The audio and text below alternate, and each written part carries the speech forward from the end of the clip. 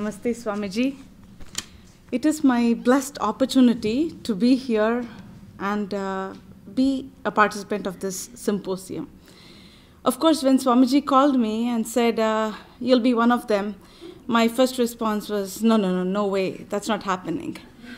Not so much about preparation or such, but more because Holy Mother is the purest mother that we know in this age, in human form.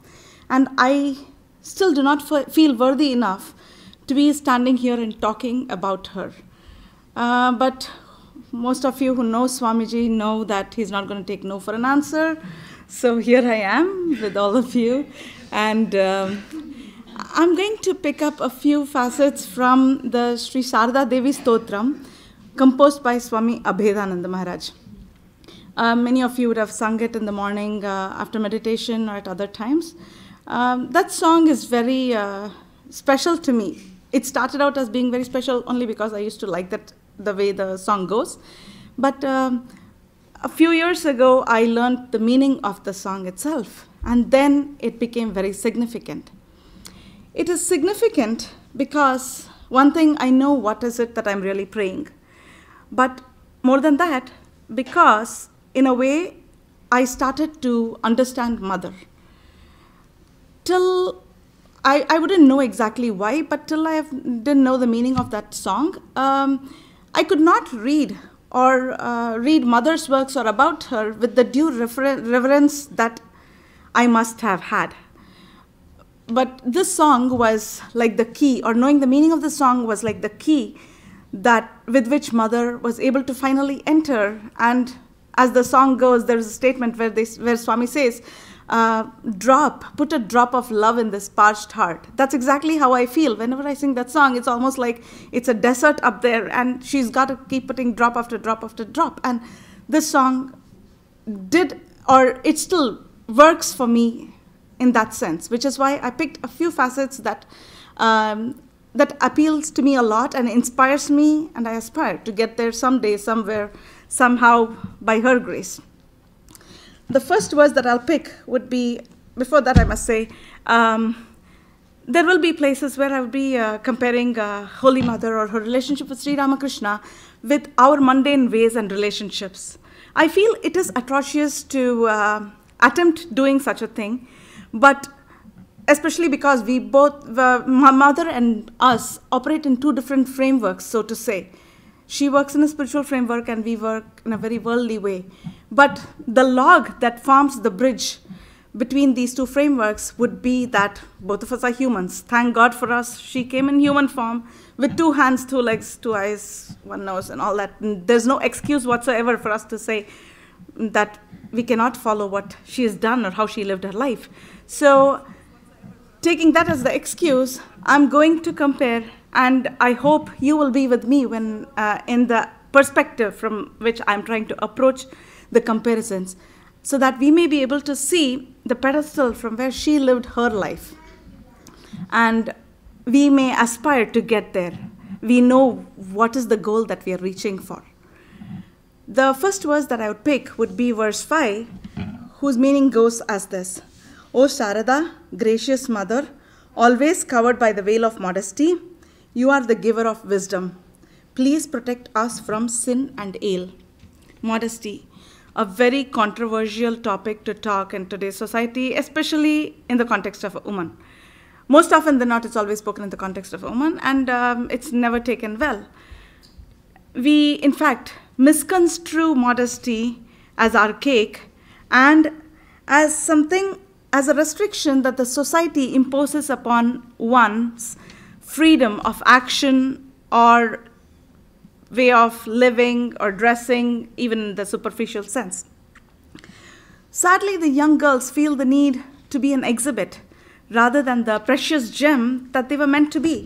They feel that they have to assert their power and make their attention be felt in the wrong ways, in the more unnecessary manner.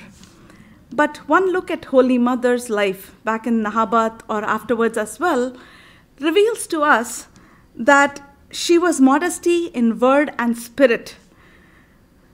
The clerk of the Kali temple was once asked if he knew where the mother lived and that Sri Sarada Devi had lived in Nabat and all. His response was, we knew she lived there, but we never had seen her. Even the regular visitors, the disciples that would come to Sri Ramakrishna, would enjoy all the delicacies that would come from her kitchen, but they never knew, they never saw the mother itself, barring one occasion where Swami Yogananda, back then Jogin, was following Sri Ramakrishna on his way to Pine Grove in the wee hours of the morning. He happened to see the mother's face without the veil only because she was lost in the meditation at that time. That was the only reason that just happened. So mother lived her life, so to say, as if the screen where the movie was cast, and sparing the wise few, most of us never even observe the screen while we're just lost in the movie that's being cast. It's very easy to read about the mother's way of living back then and reject it as impossible to follow and as something that was only possible in the olden days. And today's expectation from the society on us is different. But truth be told, I think the substratum on which our lives have been built, irrespective of the times and age, is still the same. The proof I have is, when I was getting married, I took my invitation to a very dear professor of mine. And when I went there, after telling me that he won't be able to attend, he said, I have a word of advice for you. I was very sure he was just going to tell, oh yeah, marriage is difficult, marriage is sacrifice, the whole 9 yards. But he didn't tell me that. Instead, his sentence was, learn to ride the vehicle while letting the driver be in charge. 2 drivers won't get the passengers anywhere. And I don't think I got the meaning of it. Literally meaning, yeah, but not the significance of it back then. I nodded my head. I was glad it was over and I was out of there. But after one too many battles waged and lost and hurt, I think I'm beginning to understand the import of what he said. Not so much as the lady or the man or something, but it's more about how comfortable are we or how suited are we to play the supporting role. Can we step aside and let somebody else be the face of the show and just continue doing our duty with absolutely no expectation for recognition or power or command or any such thing? But such was mother's life. She did not seek any form. She didn't seem to want to be known or heard or any recognition for power. Well, there was not even the question of power in her. Like, it wouldn't have even occurred to her. When we put in so many words, it feels not so good to, attribute all that to mother. But honestly, there was absolutely none of that in her life. I think that is my biggest takeaway from her, or from reading her life, to know to just step aside and let the show go on. For after all, without us meddling with it, maybe the show will be even better. One point where I think we get mixed up with modesty is we think it's a lack of modernity. But look at how mother warmly welcomed the Western lady disciples back in 1800s or early 1900. Imagine the society where she was a Brahmin widow, a village woman, and she's living in this totally orthodox society where every of her move will be judged and will decide if she will belong to the society or she'll be set aside. But even in that situation, she showed that her modern thought, her outlook was so broad-minded to take in the humanity at large with all the love. It doesn't have to do at the superficial level, but rather at our thought and word and deed level, where we have to be modern and respect our self-dignity and maintain it, so that, as Swami Abhedananda points out in the sloka, protect us from sin and ill. To live a life of unwanted grandeur or to impose ourselves upon others is only going to cause us more hurt and more mistakes that we're going to commit in our life for our own detriment. So that is one of my very significant takeaways from Mother's sloka. Now, we cannot talk about Mother and not talk about purity.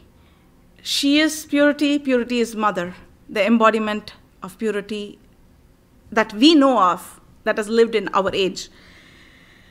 Verse 7 goes as, to her whose mind is pure, whose life as well is pure, who is the embodiment of purity, we offer our salute.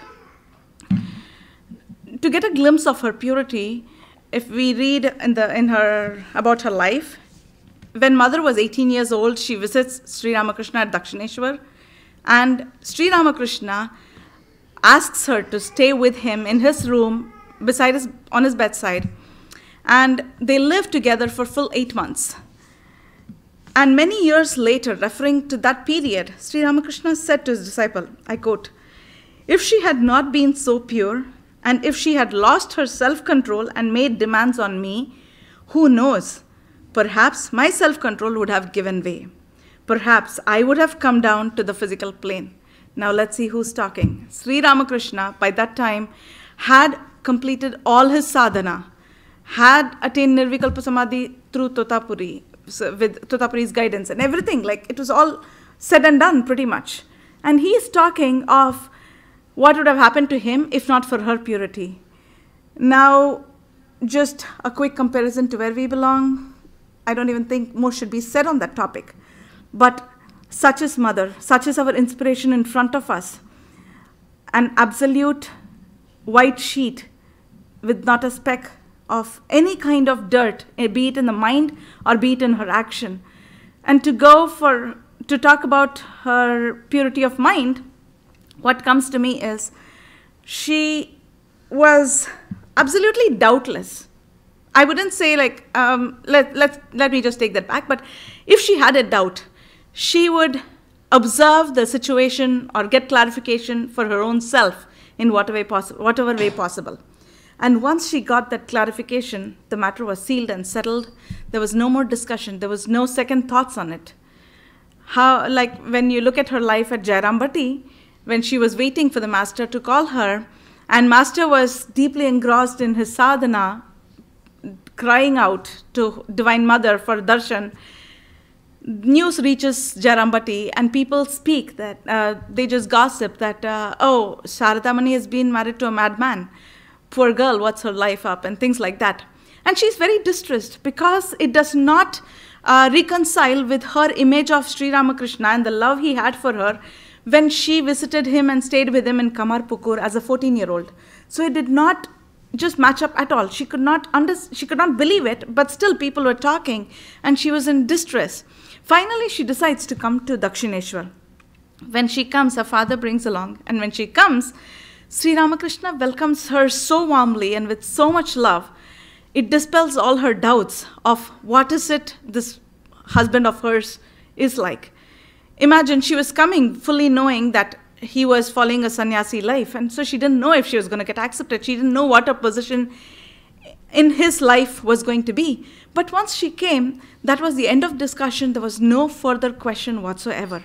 After that, there is no mention of she being in distress or in doubt or anything, whether she lived in Dakshineshwar or Jairambati or anywhere. Such was the purity that, none of the dirt of the world could contaminate or taint her thought process at all. It seems as if like her senses were so fully calibrated, perfectly calibrated and tuned, that she had full control over them and she could take the inputs without having to worry. So this is something, when I look at myself, then I think that, okay, for us, we have to apply our filters. We need to know what to take. We need to know what not to take. Especially imagine if you want to go and sit down to meditate with our senses running amok all over the place, gathering all the dirt with maybe stray information here and there. At the click of a finger, you want to come sit down here and turn it all inwards and prepare the seat for the Lord. Wow, all the senses come back in, as hard as you can try. Finally, they do come in, but they are bringing so much dirt. Where is going to be the seat for the Lord? The Lord is not going to come. It's been very clearly told time and again that the Lord enters the pure in the heart.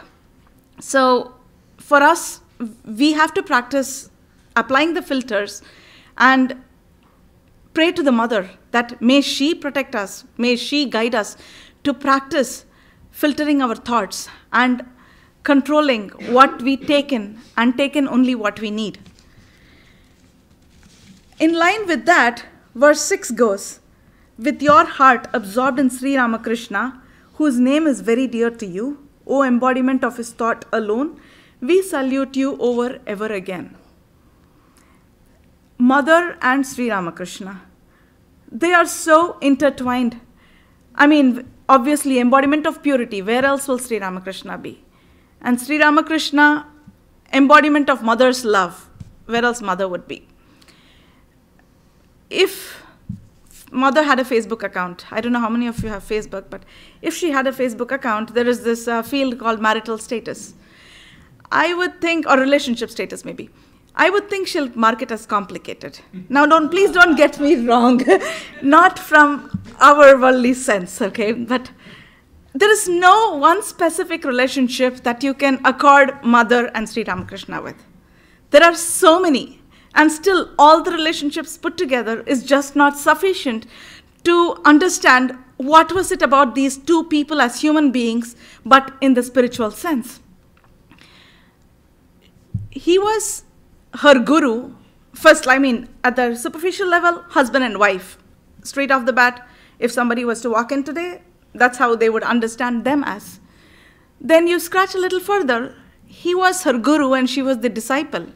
When she came to Kamarpukar as a 14-year-old, he taught her everything, A to Z, like how to run a household, how to interact with people, how to meet people, how to cook for them, how to keep the place clean, and how not to spend too much money, everything, whatever you could think of. Almost like a father-daughter, literally, right? But he taught about the mundane ways of living. And then he also completely guided her in her spiritual way of life.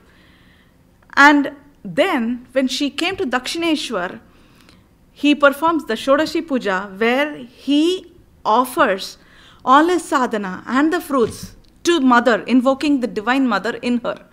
Now, how do we put a single word to all of these?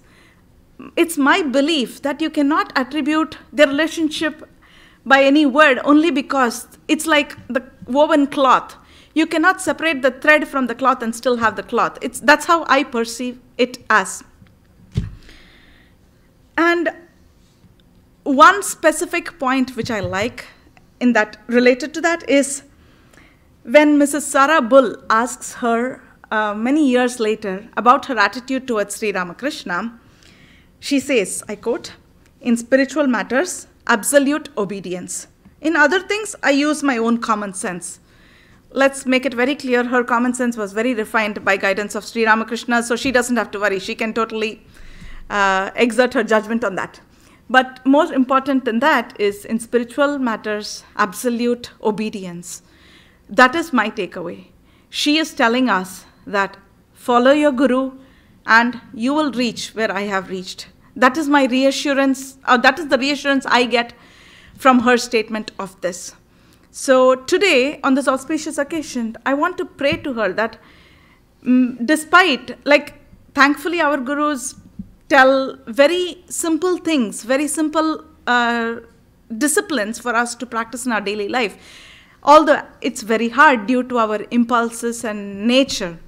But I pray that we may be able to remember this point and try to lead a disciplined life so that we may get to that place of divinity and spiritual realization where she is the queen. Finally, verse 4, it says, "O merciful mother, grant shelter to us who take refuge in you. Our salutes ever and on." The whole shloka, when I read the meaning, I realized, wow, Swami Abhedananda is going on and on, praying for her guidance, praying for her shelter and everything. So it kind of amused me back then, which is why I picked this specific verse. There is an anecdote of an elephant and a crocodile in Bhagavata Purana, also known as Srimad Bhagavatam. There, the head of the herd, a bull elephant named Gajendra, he gets caught in the clutches of a crocodile and is struggling for his life. His herd finally desert him because they know that it's over, the battle is lost, and they cannot help him, and they move out of the scene, and he's all deserted, and he's still fighting. As a last resort, as most of us, we come to the Lord as a last resort after we have kicked our hands and feet everywhere. As a last resort, Gajendra pleads to the Lord, Mahavishnu, who is the protecting entity of the Hindu Trinity. He pleads to the Lord, telling, please come and save me. And the instant he seeks the Lord's help, the Lord comes rushing. It is depicted as if Mahavishnu literally comes running from his abode of where he is lying down on the big serpent. He doesn't even wait to board his vehicle. His vehicle, which is the eagle, it comes and tucks himself under the Lord and brings him down to Gajendra. Such is the rush in which he comes, apparently. That's great that God comes when we call him. Awesome.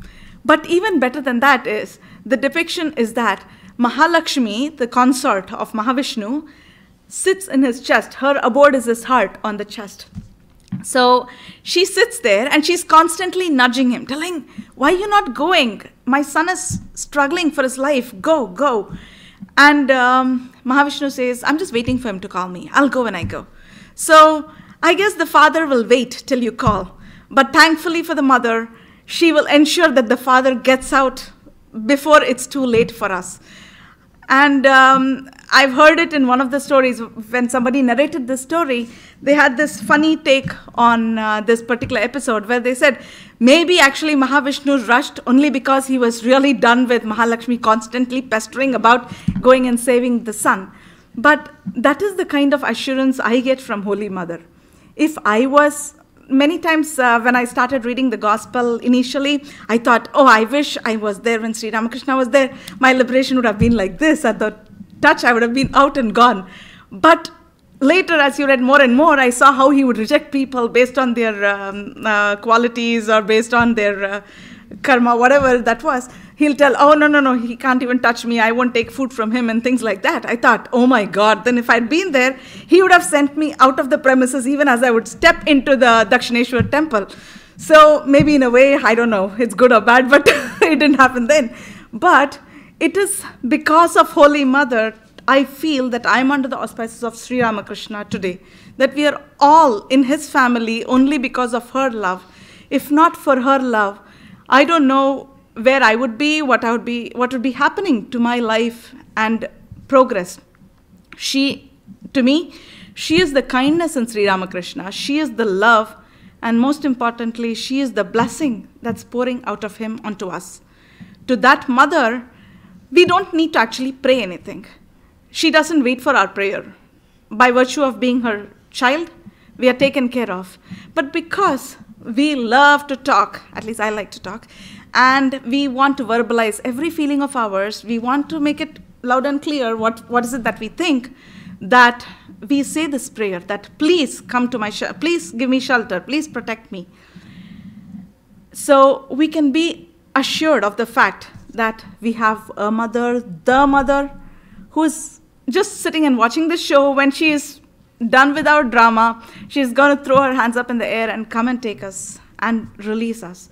So to that mother, let us pray today on this auspicious occasion again and again that she may ever be with us in our every move so that we may step towards purity like her. Jai Ma.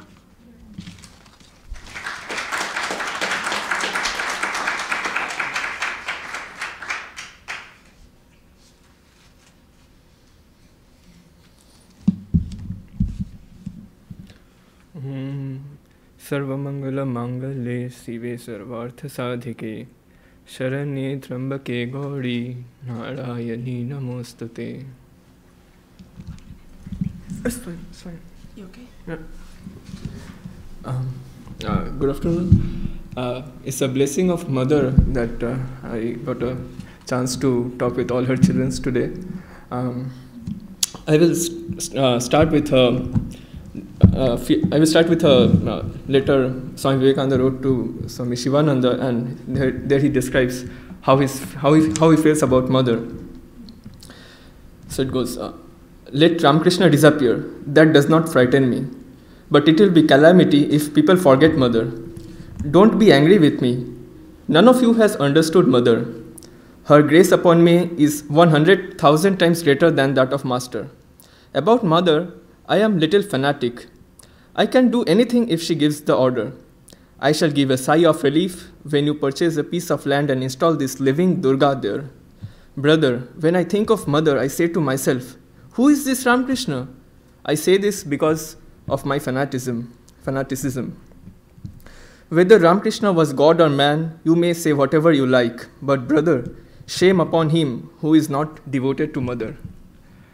I think this aptly describes like my feeling and many of our feeling about how we feel about Mother. Like we always get a little bit fanatic, and it's just intellect stops working and all the emotions breaks loose. And I was wondering, like, why does it happen? And I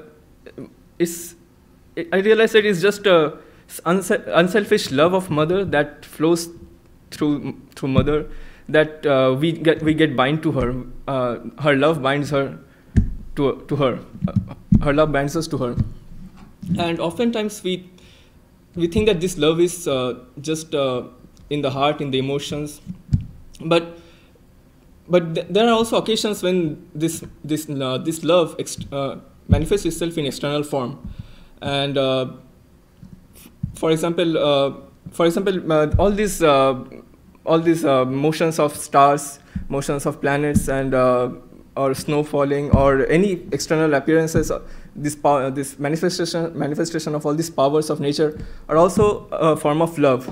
And these are like two different aspects. One is this melting aspect of love, and another is this fierce aspect of love, which manifests in all the Mother. Sometimes they scourge and sometimes they love.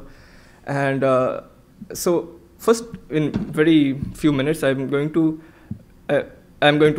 kind of give the essence or discuss with you how one can think of all these manifestations of all these forces as the manifestations of the love. So think of it in this way. So there are 3 stages. First comes when we don't know about something. So first of all, what is this phenomenon? Phenomenon is just a shifting of various particles from one place to another, shifting of name and forms, right? When we don't know about something, we don't know. We don't feel anything, love or hatred or anything. But then when we see something, we get a form of something. We know some characteristics of it. For example, if you see an orange, you recollect its sweetness and other things, and you start identifying with that object. For example, orange, and you feel certain love with that object. And the third stage is when you eat that object and you become one with that object. So there are these 3 stages. So the second stage is very special because you also have this feeling of oneness. This you know some characteristics, but you also see the difference. And at this point, like the love, there is this love. And that is also similar to like Brahma and Maya. Like they are like Brahma is like when you eat the thing and become one with that, and Maya is when you see the duality, but with the idea of oneness at the back of your mind. So at this stage, you have this love and these various forms. Now you have orange, which is made up of carbon, hydrogen, and various atoms. And at the same time, you can have apple, which is also made of the same things. But these are 2 different forms and 2 different way of composing various molecules. You get 2 different fruits. But both the fruits, you have this knowledge that they are made of the same thing. And this connection that they are made of the same thing, but they are different, is this connection of oneness while seeing the difference is through the love. And or another way of saying is this is through the Maya, right? And when you start getting control of this, like when this love, when you go even deeper, like when you see these differences and oneness, and then you get the power to control, like convert orange into an apple using your love. And so this is like an external manifestation of, like I said this in very brief, and this is also comes up like in many places. This is described as asti bhati priya. Like as soon as you get the idea of existence, you get the bhati means the knowledge, and at the same time you also get the love for that object. So in that way, and this aspect of external manifestation of love appears in the life of Holy Mother, as I'm going to show through examples, and also in life of Mother Sita. So these are two giant spiritual personalities in our history. I'm going to give two incidents from their lives. First I will give an incident from the life of Sita, Mother Sita. So she was abducted by Ravan, and she was kept in Ashok Vatika. So Ashok Vatika is a garden where she was kept, and he used to always send requests for marriage, and Mother Sita would resolutely refuse to marry him. But finally he got frustrated and he decides to marry Sita by force. And remember, Ravan is Ravan has the power to control the whole earth, and not only earth, he can control like 10 of earth together, like all the planets, and he can just control space-time by his force. But when he enters the garden, like Ashok Vatika, Mother Sita understands that, and she picks up a blade of grass and just holds it in front of Ravan. And although from our point of view it might look like she's just protecting herself from Ravan, but from her perspective it might be like she's protecting the whole creation from the onslaught of ignorance that is coming from Ravan. Ravan is symbolizing ignorance and all the bad qualities, ignorance and all the bad tendencies that we have. And so in that symbol, like in holding this blade of grass, she kinds of polarizes the whole creation into parts, and starting from grass to human beings to all the animals and birds, and all these things comes in behind her, and she's like a warrior, and she's like protecting the whole creation through her power of love from the onslaught of this ignorance of Ravana. So this is how this love of power manifests. We see like this is a heroic aspect of a mother that we see, and here Sita is not shy at all. Like in other parts, Sita is very shy and very modest, but here she is very firm, very confident that what she wants to do, what she has not to do, and she doesn't worry like whether who is in front, like whether it be Ravan or anyone else. She is going to protect her children from this onslaught of ignorance. And the same thing we see even in similar incidents we see in Holy Mother's life. She, after passing away of Thakur, and after when many years have passed, she visits many parts of India. And incidentally, this visit is also somehow connected with the pool of Mother Sita, as I'm going to say a little bit later. But when she visits, like throughout this country, it is as if empowered by spiritual powers of Thakur, she waged a war throughout our country single-handedly. Like she initiated so many people, from in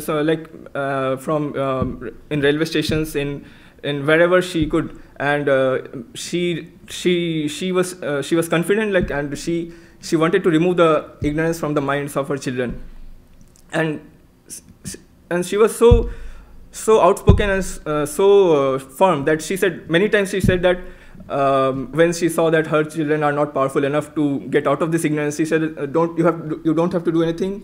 Leave it up to me, and I will do everything for you. She's modest and she's firm. Like this huge spectrum of qualities kind of blends in her, and that is very inspiring. And this connection through like this incident, why she visits, why she goes on a tour of India, is also through connection to Sita, that Holy Mother had pulled towards Rameshwaram. So Rameshwaram is a city in southern India, and she wanted to visit that city. And the story of that city is that when Ravana was killed by Ram, after the war, Ram wanted to do a prayer to Shiva, And so Sita came back from Lanka, and she was also with Ram in Rameshwaram. And Ram wanted to do puja to Shiva, but so he asked Hanuman to make a shivling, but Hanuman went to get a shivling, but it was too late, so Sita made a shivling out of sand in Rameshwaram. And Holy Mother wanted to visit that shivling. And when she goes to Rameshwaram,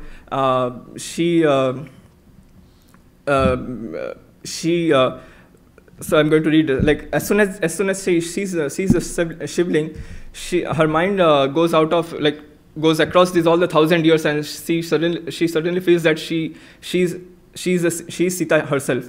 And in fact, I'm going to read one part from there. So, as soon as Holy Mother saw the uncovered image of Lord Rameshwara, that is the shivling, she exclaimed, "I see it is just as the same as when I placed it here." That is, she kind of remembers that thousands of years back when she had placed that shivling, it is just like that even after all these many years.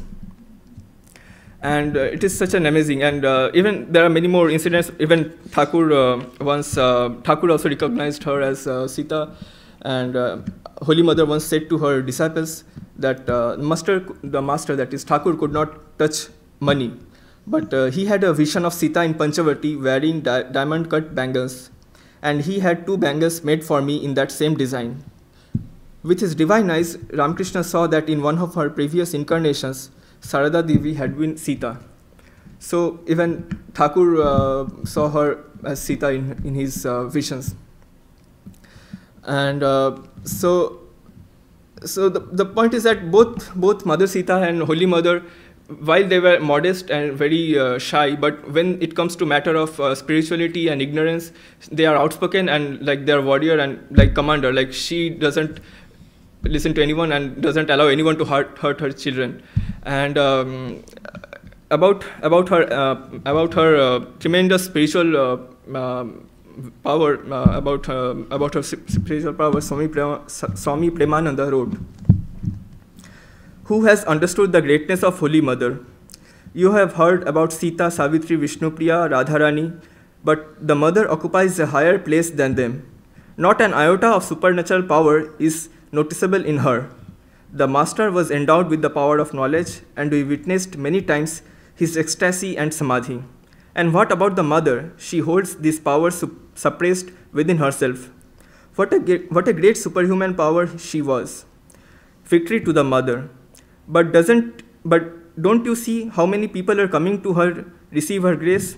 The poison that we cannot digest, we pass on to the Mother. The Mother is giving refuge to all. She is the embodiment of infinite power and boundless grace. Victory to the Mother. Even the Master would not accept people only after a lot of testing and screening. And what do we see in Holy Mother's life? It is indeed amazing that she gives refuge to all indiscriminately." He again says, "We have seen that she has much greater capacity than the Master. She is embodiment of power, and how well she controls it. Sri Ramakrishna could not do so. Though he tried, his power became manifest through his frequent ecstasies which were seen by all.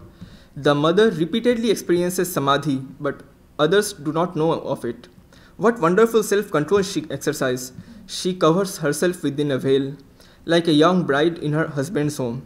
The people of Jayaramati think that she is busy day and night looking after her nephew and nieces." It's amazing to see that how much deep her spiritual powers are, and how confident about those things are, and how she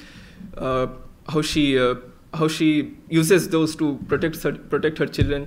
And so this I wanted to discuss this aspect of Holy Mother and many other mothers like Sita mother also, that their heroic aspect of their personality, where they are very confident and outspoken. I will end my talk with another saying of Swami Vivekananda. So after returning from West, Swami Vivekananda went to meet mother, and so this is few sentences out of that conversation. With prayerful reverence, Swamiji said to mother, "Bless me, mother, that I may see my plan of work materialize as quickly as possible. Mother, I did not clear the ocean this time in one jump." That means he's quoting to Hanuman, like Hanuman crossed the ocean in one jump. But here Swami Vivekananda is saying that, "Mother, I did not clear the ocean this time in one jump. I went to America in a boat built by Westerners. I discovered there the great glories of our master. Many good people listened to me, spellbound, about Sri Ramakrishna and accepted his ideas."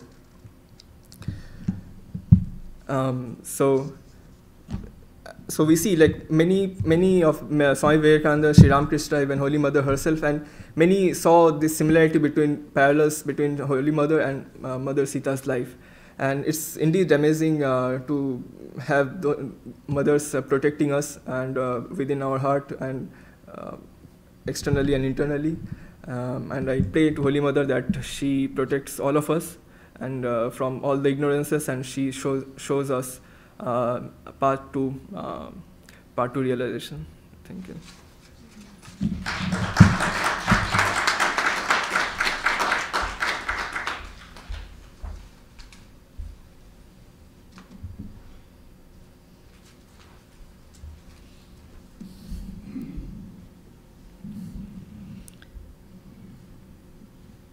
Thank you, dear Prasanna, dear Atreya, for these two very masterly speeches on the life and teachings of Holy Mother, bringing out the real gems that can be very useful in our own life.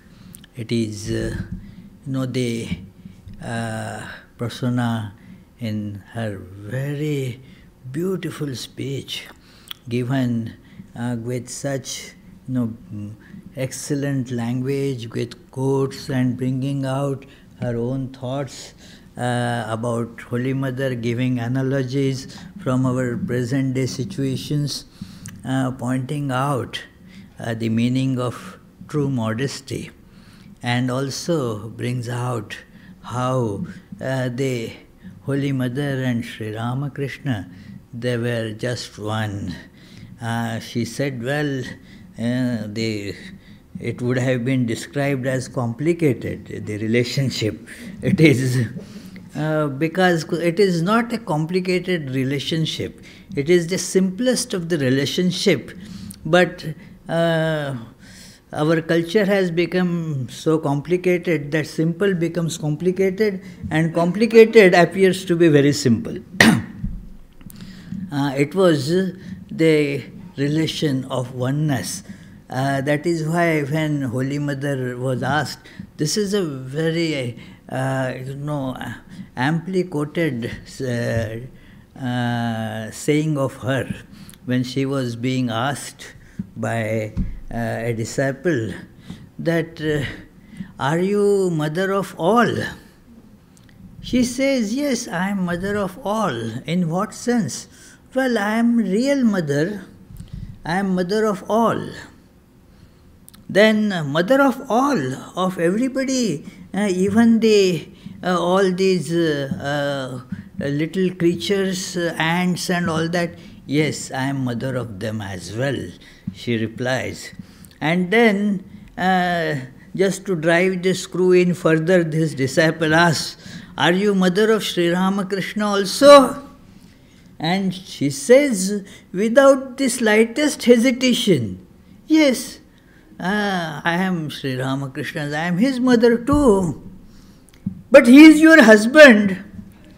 Yes, I look upon him as my husband as well as my child. No complication, you say. No complicated relationship, very simple relationship. It is for us, if somebody is, yes, my child or my husband, because we think only in terms of physicality, and certainly there are the contradictions. But at a deeper level, these things, they get unified. Yes, she says, yes, I look upon him both as my husband as well as my child. No problem at all. So that is how, Holy Mother's this personality. She was also described as the mother of the order of Sri Ramakrishna, of this Vedanta society, is a branch center of that she, according to her advice, according to her guidance, and feeling actually her protecting hand, still guiding everybody and nourishing everybody, this order moves on, that she is there to guide us, she is there to protect us. And this is seen, in what Atreya was quoting from Swami Vivekananda's one of the celebrated letters. There are many things that he wrote in his letters about Holy Mother. One another letter says that, he writes to his brother disciples that none of you have understood Holy Mother. It takes some courage, to some authority to say to the other of his brother disciples who were also very close to Holy Mother. Some of them actually were like attendants to Holy Mother, assistants to Holy Mother, and yet Swami Vivekananda writes to them, none of you have understood the glory of Holy Mother as yet, and it is by her grace I am beginning to understand a little bit. Yes, it is he could not, anybody else could, would fail in convincing Swami Vivekananda by arguments. Holy Mother never needed an argument. That's it. Her word was final. She was taken by Swami Vivekananda and following Vivekananda's example by other disciples of Sri Ramakrishna as the last word. No appeal. No appeal beyond that. That was the supremest court possible that you can go up to. That's it. Holy Mother said, no further argument necessary, no further talk. That's it. So, that is the esteem in which Holy Mother was held. One important point that I sometimes feel that yes, the previous incarnations also had the female counterpart as their consort. Like we see with Sri Ramachandra, Sita had come with Lord Krishna. There is mention of Radha. With Jesus there is mention of Mary and so forth. So there is the female part associated. But it is only with Holy Mother that she has been given directly the position of a teacher. It is, we do not see Sita giving sermons or initiating disciples. In this universe, in this our modern times, this was very important. That is why Swami Vivekananda mentions that it is to rejuvenate this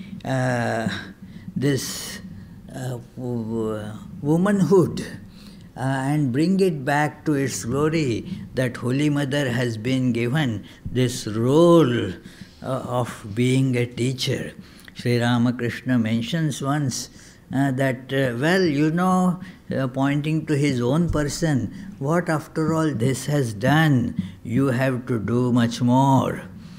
See, look at that, she say. Sri Ramakrishna tells her that, and at that time she says, well, I am just a woman, what can I do?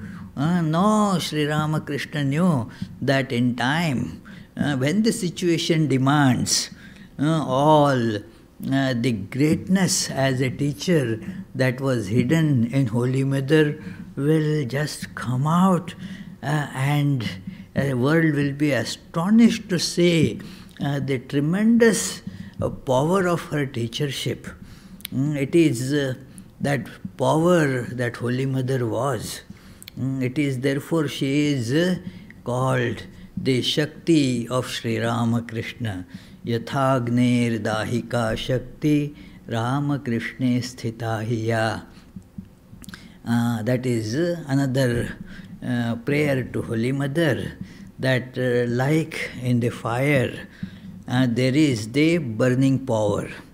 The burning power and fire cannot be separated from each other.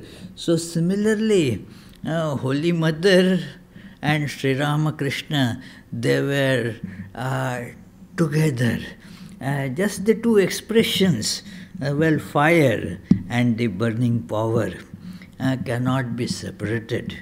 So there is never, a tussle as to who is superior, whether the husband is more powerful or wife is more powerful. Holy Mother says, well, we never had this problem in our life, It is, there was a quarrel going on, an argument and quarrel between that Radhu and her husband, that she did like that and he did like that. And so, and Holy Mother said, well, in our life we never experienced anything like this. What can I say? So that kind of a very, she said he never he never hit me even with a flower. So it is a relationship, a connection that is for the good of humanity, to feel, to appreciate, and try to follow as much as one can. So again, thanking the today's wonderful speakers. They are young in age, but really highly matured in their wisdom, as you could see. And thank you, friends, for attending this symposium. Our other programs like video and all, they will go on as per the situation. But I know some of you may need to leave, although the snow has abated, So, so you may continue to stay. So, let us conclude. I request, where is that Shravani? Shravani will conclude with the singing of Prakritim Paramam.